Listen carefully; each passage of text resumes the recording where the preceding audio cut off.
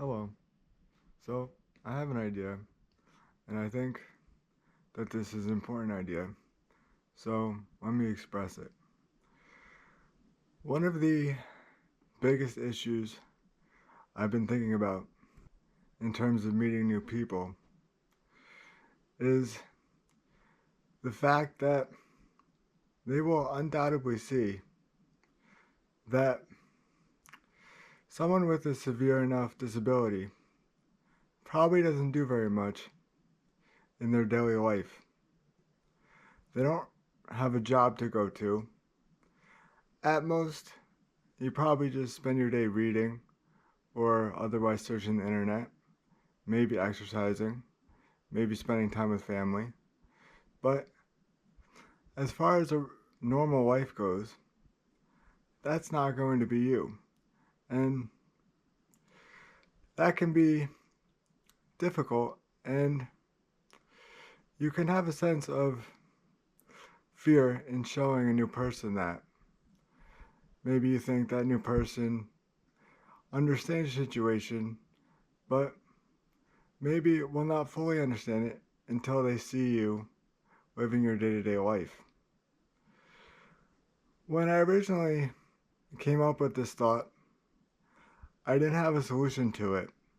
So I spent a day thinking more about it, and I found an angle to approach it. I think the best way to approach this is to find someone who is willing to absorb you into their life.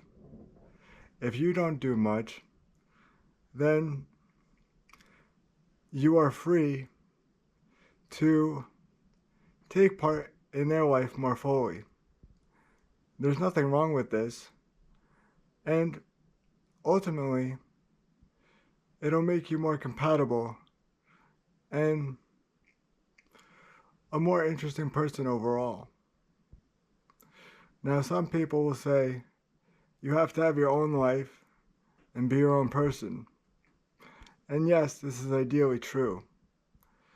But people with disabilities have to make certain judgment calls.